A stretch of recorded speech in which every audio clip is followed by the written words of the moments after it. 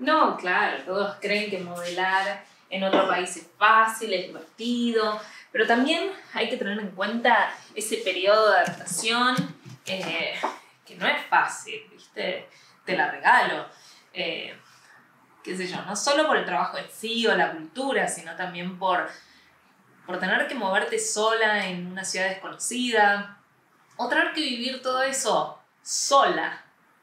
Pero bueno, yo te conté de cuando viajaba, ¿no? ¿No te conté? Ok, qué suerte que me traje el tecito entonces.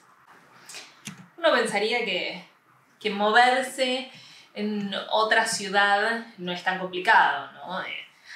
Prende Google Maps y se toma un subte, un autobús y llega al destino.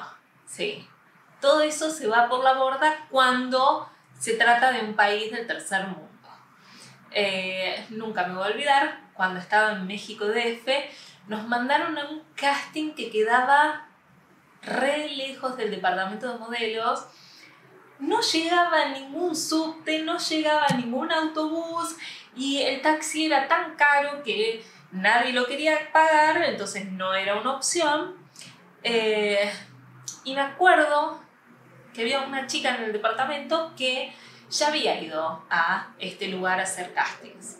Entonces nos dijo que la siguiéramos porque ella sabía cómo llegar. Así que nosotras nos producimos todas para el casting, maquillaje, pelo, nos calzamos el vestidito, el shortcito, estábamos impecables y salimos. Había que tomarse como 3 subtes, al final de la línea, 40 minutos cada uno, un viaje interminable, hora pico, estaba llenísimo, sin ventilación, en pleno verano encima. Iban pasando las estaciones y sentíamos como nuestro maquillaje se iba derritiendo junto a nosotras. ¿Viste cuando sentís esa gota de sudor que va levantando la base? Bueno, así estábamos. A todo esto, ahí nos enteramos que los hombres en México aprovechan este viaje en subte para ir tocándole las piernas desnudas a las mujeres. Sí. Y fue así como nos enteramos que dividen los vagones por género por este motivo. Hermoso. En fin, llegamos al final de la línea, a la estación, salimos al mundo y vemos que habíamos llegado a un mercado no muy oficial. Tenías todo, tenías vegetales, carne, bombachas, saumerio, juguete, lo que quisiera estaba ahí. Atravesamos el mercado y llegamos a una especie de avenida. Ahora digo una especie de avenida porque no era una avenida hecha y derecha, o sea, los autos no tenían un carril exclusivo, no estaban pautadas esas cosas. Cada auto hacía lo que quería, era una vía no asfaltada, mano, contramano, diagonal, rotonda, cualquier cosa. Bueno, ahí seguimos a esta chica que se sube a un camioncito y nos hace señal de que la siguiéramos. Y yo miro el camioncito, miro a la gente en el camioncito y, esto no lo estoy inventando, veo a una persona que tenía una jaula con una gallina y ahí digo, ok, estoy en una película de Hollywood, soy un inmigrante indocumentado queriendo cruzar la frontera.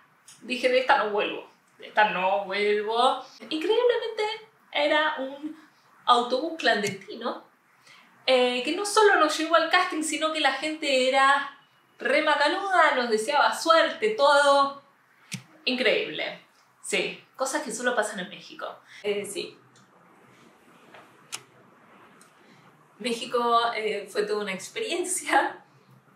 Te conté que no me dejaban salir del país. Tampoco te conté eso. Wow.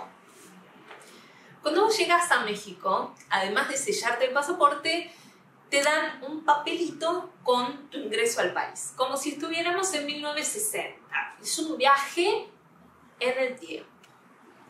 Bueno, este papelito lo tenés que presentar cuando vas a salir del país, solo que yo no tenía este papelito porque mi agencia lo había retenido sin avisarme. Vale decir que yo no me estaba yendo de México en muy buenos términos, había estado pasándola bastante mal con esta agencia y lo único que me alegraba era saber que en 10 horas iba a volver a ver a mi familia, que iba a estar esperándome en el aeropuerto. Hacía como 4 meses que no veía a mi familia, estaba súper entusiasmada de verlos, había comprado un montón de boludeces para regalarle, le había comprado regalitos de ropa, golosinas. Cada golosina nueva que veía, yo la compraba para que mi hermanita la probara. Había llenado toda una valija de boludeces, golosinas a cagar. Bueno, como buena chica responsable que soy, fui al aeropuerto un par de horas antes, pero no tenía muy en claro cómo eran los pasos en el aeropuerto, cómo eran los tiempos. Así que fui, hago el check-in, despacho las valijas y en vez de ir a migraciones para poder esperar mi vuelo al lado de la puerta de embarque, me quedo del lado de afuera.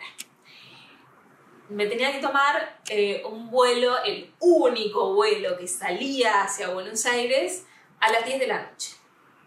Se hacen las 9 y ahí se me prende la lamparita y me acerco a migraciones para poder pasar. Y ahí es donde me entero que no tengo este papelito. Entonces me pongo a discutir con el señor, y por discutir en realidad quiero decir como tragarme el llanto, y le digo que para qué lo quería si total yo ya me estaba yendo del país. Bueno, obviamente me dice que no es así, me manda a rehacer el papelito y pagar la multa correspondiente. Así que voy a la ventanilla que me había indicado y llego y había un cartel que dice cerrado. Claramente 9 y pico de la noche, no había nadie en el aeropuerto. Así que vuelvo a migraciones y el señor lamentablemente no puede ayudarme y llama al vuelo para que saquen mis valijas del avión. Bueno, me manda a buscar las valijas al sector donde están las cintas y, claro, o sea, todas las emociones, todos los pensamientos en ese momento estaba como estrés ahí arriba, pensaba, tengo que modificar mi vuelo, o a ver si me cobran por haberlo perdido, tengo que decirle a mi familia que no me vaya a buscar al aeropuerto, tengo que volver al departamento de modelos, a ver si hay alguien que me pueda abrir la puerta porque ya no tengo la llave. O sea, 10 millones de pensamientos me cruzaban por la cabeza en ese momento y veo finalmente que salen mis valijas y cuando me acerco a buscarlas viene un perro policía y se pone a oler la valija enérgicamente. Y obviamente el policía que estaba atrás me mira y me dice, ¿esa es tu valija? Y yo ahí como que, sí. ¿Qué tenés en la valija?